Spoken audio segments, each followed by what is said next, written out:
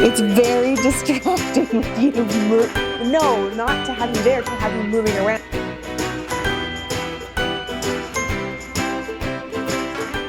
Hello, and welcome to Rosberry Crafts, my YouTube channel where I share all my crafty adventures.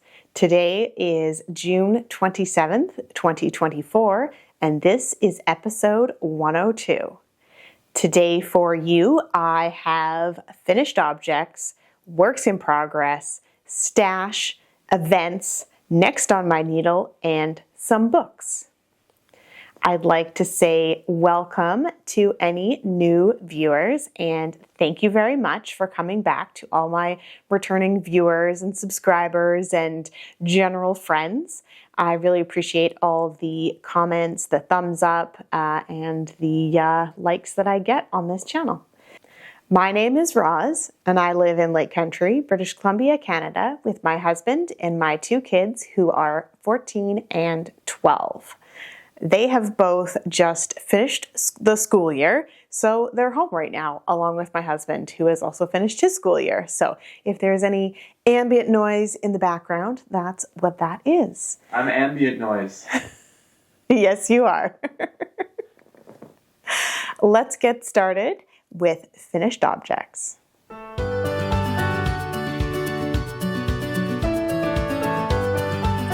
I have quite a few finished objects to share with you because it has been a couple weeks since I recorded. It was the beginning of June when I last recorded, and now it is the end of June. So there's just been a few things going on life-wise that have taken up more of my time, and so I didn't have the time to record. I had the best of intentions to, but that also means that I have lots of projects to share with you today. So first up, we have a few teacher gifts, which I have now given to the teachers, so I don't have to hold up, but I will put in a photo overlay in post-editing here. The first is a Let's Hike headband, and this is by Shayna Cohen. And I made this one out of Knit Picks Mighty Stitch Bulky in the bark colorway. It looks very similar to the other ones that I knit out of that color. So I still have like a ball and a half left of that, so you'll probably see more headbands or something of the sort out of that. I'm very into finishing up all the yarn once I start working with it. I also made some mittens to go with the gray and teal muscle burrow that I made. And I held double Knit Picks Stroll in their solids in the blue topaz colorway, so that it's more of like a sport DK weight. And I used the World's Simplest Mitten pattern by Tin Can Knits. And I actually used their new app for this pattern. If you haven't seen their app, you have to check it out, Tin Can Knits. I will link it down below, along with everything else that I talk about on this episode. But the pattern in the app actually helps you figure out which gauge to use and then which size to use. So it was very simple to just figure out what my stitch count was. And it was like, okay, here's the pattern, here are all the numbers. You don't have to look through and like highlight which one you're doing or remember which one you're doing. It just has the numbers that you need in the pattern right there. And then it walks you through. So it says like, you know, knit 10 rounds, and then you can do a counter, or you can just say skip to the next step, and it's all very clearly laid out. Definitely check out their patterns. You can also buy patterns of theirs on that app and knit them that way, so I definitely will be doing that in the future. These mitts, however, went with the teal and gray muscle burra, and I think they turned out just perfect, and I hope they're nice and warm for the principal of the school, who is moving on to a different school. So I made her those to go with that. And I have two more that are teacher gifts. So I have some gray wristers, which I made out of worsted weight, loosely based on the magic wristers from Danny that I made, the fingering weight small gray ones. I made worsted weight ones to match a hat, and that is out of Patton's Classic Wool in the dark marl. And the last one that I don't have with me is a scrappy hat.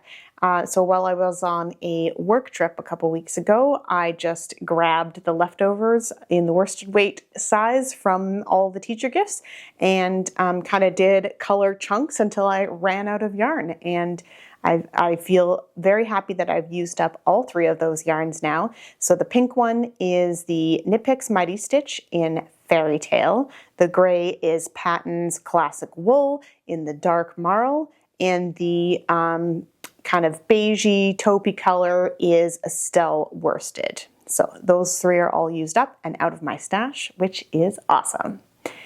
And the last thing I've already been waving around because I'm a hand talker are the tinsel mitts.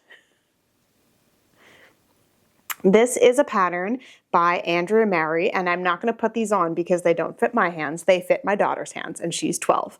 But I am very proud of the fact that the thumbs both ended on the purple and then the teal there. It was total coincidence. It was not because of planning on my part, but I love that they match. And they are a convertible mitt, so you fold the top over and you get your lovely mitten. It is a little bit tall on her fingers, and she wanted them very tight, so they look a little disproportionate when you look at them like this, but on her hand they fit perfectly. And then we're going to leave them just as they are right now, but I might do a little crochet loop on the back here with a button to hold the flaps in place, depending on how often she uses them as a fingerless mitt. This yarn is Yarn Ink in her Merino DK in Hummingbird colorway, which is why you get all these lovely rich colors. And I am using up the rest of this yarn in a project that is currently on my needles. So let's move on to works in progress.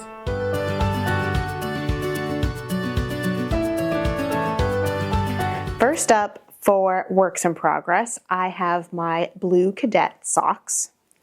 And these have been a long time WIP, but I'm just kind of working on them when I have time. These are my on-the-go project when I'm waiting for things in the car. But I have made a bit of progress. You can see, maybe it's easier to see with the orange.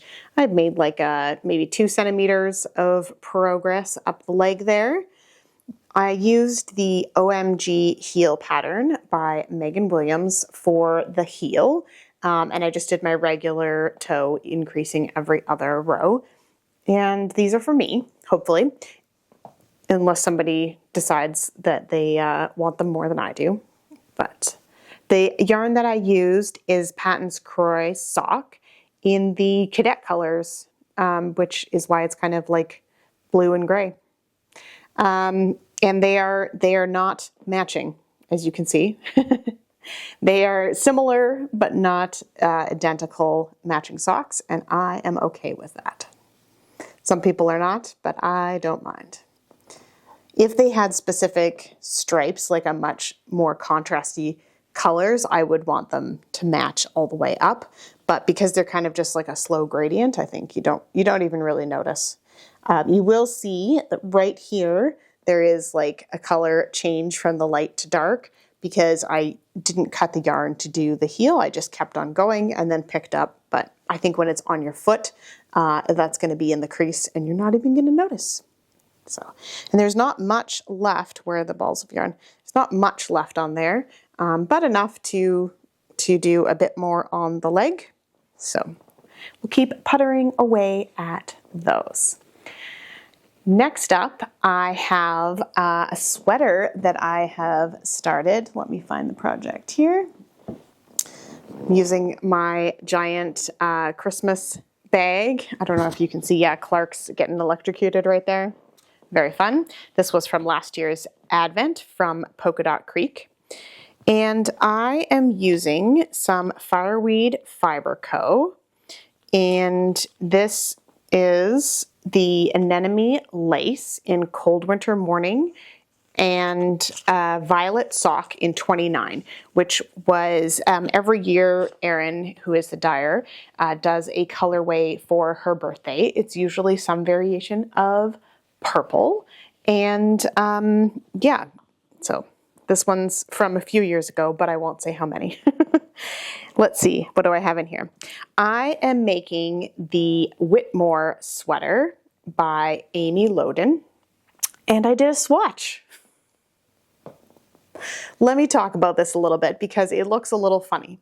So I cast on, like I normally do for my swatches, with garter stitch, and then I knit a few rounds, and I measured, maybe I did like 5 rounds in the stockinette here, and I measured my gauge, and I was way off of what I should have been for this pattern. So I thought, well, I'll go up a needle size. So that was with the 3.5. So I went up to the 3.75 millimeter, which is why you can see this is right here. It kind of bumps out a bit and then goes out. So this is with the 3.75 millimeter, and then you can see my garter stitch looks a lot more sloppy on this end, a lot more loose because it's using a bigger needle. And then I did, as you are supposed to do, I washed my swatch. And turns out my gauge on the 3.75 is way too big, like multiple stitches too big. So I went down, and then I also measured these first 5 rows, but again, you can't get a really good estimation of what the gauge is actually because it's being stretched out by the stitches above it in the bigger size. So I wasn't confident that my numbers were correct, and I don't like the fabric is too loose after washing with the 3.75. So that was swatch number 1. I am currently doing swatch number 2. These are the 3.5 that I started that other swatch with, and now I'm going to do this swatch and I'm going to wash it. Now, I do measure my numbers before washing and after washing for both the stitch count across and the row gauge going up, because that will give you an idea of how much it's going to shrink or grow, especially with the row gauge.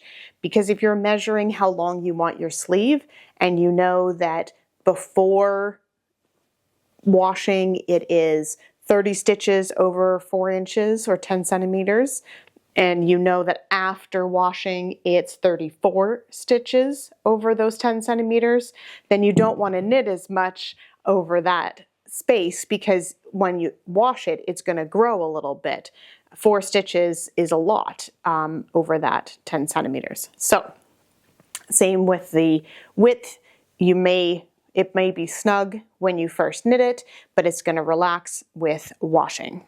The violet sock, is a superwash merino, so it definitely will loosen up after washing. So just working on the second swatch, and then I won't be swatching with the smaller needles, but I will use the smaller needles for ribbing just to make sure that everything is nice and sucked in. And yeah, hopefully that will be done soon. I'll have to wash it this weekend, and then we'll be able to cast on the new sweater. Last up in my beautiful sister bag, I have the rest of the Yarn Ink Merino DK in her Hummingbird colorway. I have a fair bit left here. And I did actually, the reason this yarn is all kind of kinky is because I have ripped it out from a previous project. I did wash it, but I didn't wash it very well. So it's fine. It's working up fine. So the stitches look a little uneven at the moment, but as soon as you wash it, they relax into the new groove and don't look so silly. This is a Musselburgh, which is a hat pattern from Isolde Teague, and I've knit many of them. It's an any weight hat that you knit from one crown down through the hat, and then you knit also a lining and back up to the crown again, turn them inside themselves, and you have a double thick hat, or 4 layers if you fold it up on your ears. So it's very useful. Also, you can kind of knit as much as the yarn is, and then use some scraps from something else for the inside because you don't see it. So I'll be able to get a nice hat out of this. And I think that is everything for works in progress.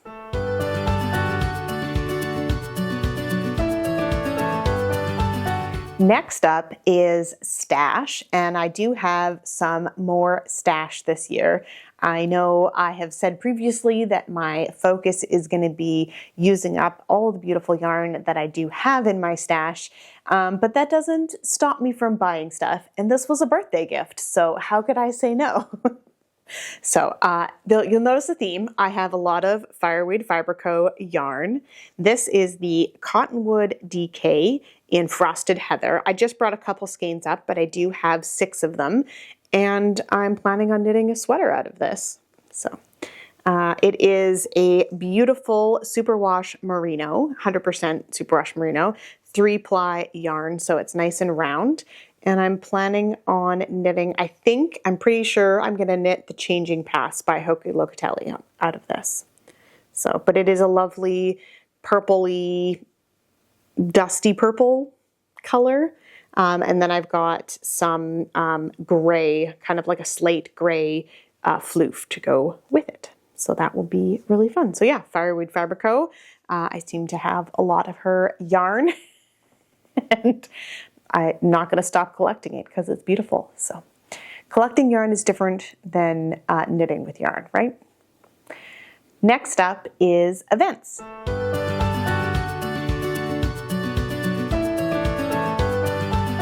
I am participating in 2 events this summer. The first one is Stash Dash, which I have done for many years now. This is a compete against yourself competition where you set a goal of how many meters you're going to knit in the summertime from May long weekend or Memorial Day if you're in the US to August 31st is when it ends.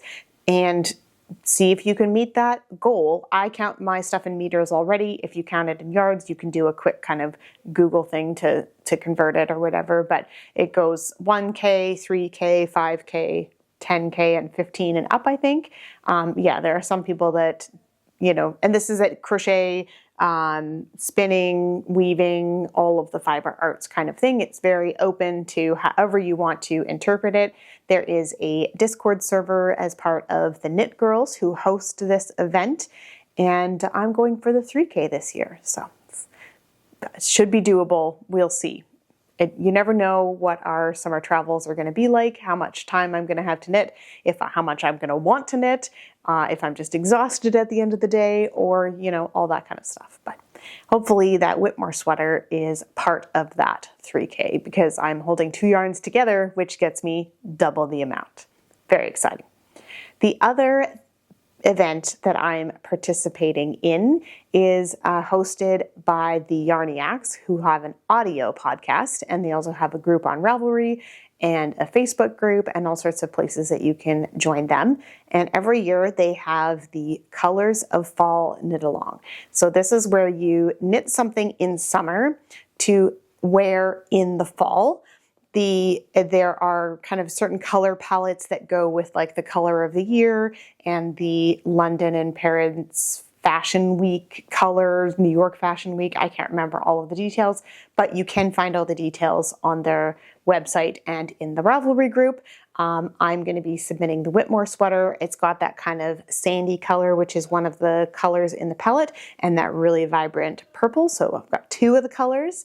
And basically the criteria is you knit a thing that matches one of the colors in the palette, even if you have to kind of squint at it funny like to find that color.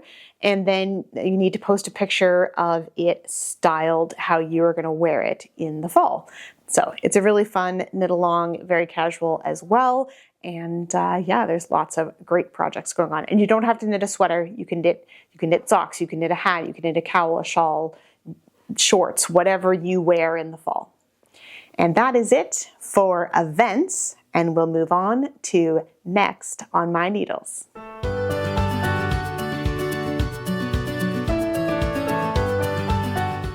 For next on my needles, I wound up some yarn yesterday, and yes, it really is that bright. And look, I even have bright to go with it. This is, the yellow is Bissock from Biscotte Hand Dyed Yarns in Quebec. and it is an 85% superwash merino, 15% nylon.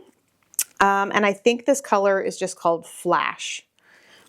And then the pink is actually a mini skein from Emma's Yarn, and this is called Shut the Front Door. This is going to be a hat for my son. He's 14. He picked out these colors on our summer trip last year. Originally, he was thinking socks. The problem is that he almost never wears wool socks, even in the dead of winter, because he runs very warm, but he does wear a hat. So I will be able to find him anywhere we are in this hat. But he picked these out. I'm going to be doing a Musselburgh hat for this, for his toque. And I'm going to do similar to how I just did the reversible one with the gray and teal. I'm going to knit the yellow from one end all the way down, and then there's going to be a band of pink, and then there'll be yellow on the rest of it. This way he can, so I'm going to knit yellow for a full half of it, and then just a small band, maybe a few, maybe like 5 centimeters of the pink, and then the rest in yellow. So he can wear it not folded up with all yellow. He can wear it folded up with yellow and yellow, or you can wear it folded up with pink and yellow. And on the full yellow, you might see like a very tiny little strip of pink. We'll see how it all works out. But that is the plan for that. And I'm very excited to get that started. So that is next on my needles and probably will be cast on and well worked on, because the Musselburgh hats, once you get all the increasing done, is around and around and around, which is the kind of knitting I'm into lately. Last section today is books.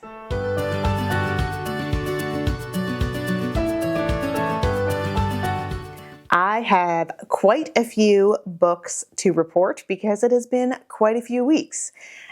Most of these I've listened to on audiobooks, and I had quite a long drive down to the coast and back, so that provided me with quite a few hours of listening time. And yeah, so I have rocketed through quite a few books.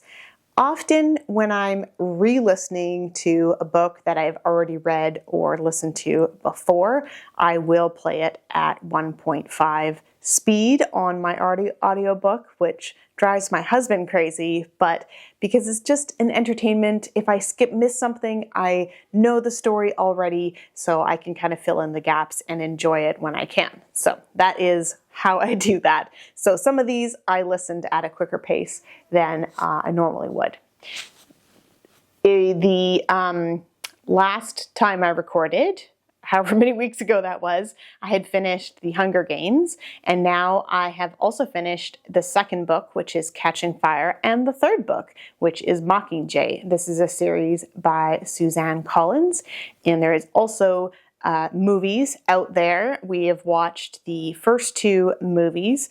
My son and I have both seen them before, and my husband and my daughter, who has read the books, is now watching the movies for the first time. So it's kind of fun to have just recently listened to the books and now watching the movies. Lots of compare and contrast and like, oh, was this in the book or this in the movie? Sorry about that. I did put my phone on silent and it doesn't say that I missed a call, and yet it was ringing. So who knows? Technology, right? So I think I was talking about the movies and comparing them to the books and remembering those details from the books that maybe made it into the movie or didn't, or, you know, because they can't do everything in a movie. But it's very enjoyable. And I also listened to, which I had not read before, The Ballad of Songbirds and Snakes, which is also by Suzanne Collins. This is the prequel about President Snow, which is one of the characters in The Hunger Games. So this is a bit of his backstory and how, you know, how he got to the, not quite got to, but went in the direction of how he is now. And that was also very good. And I have watched the movie for that one previously. So I did that one a little backwards.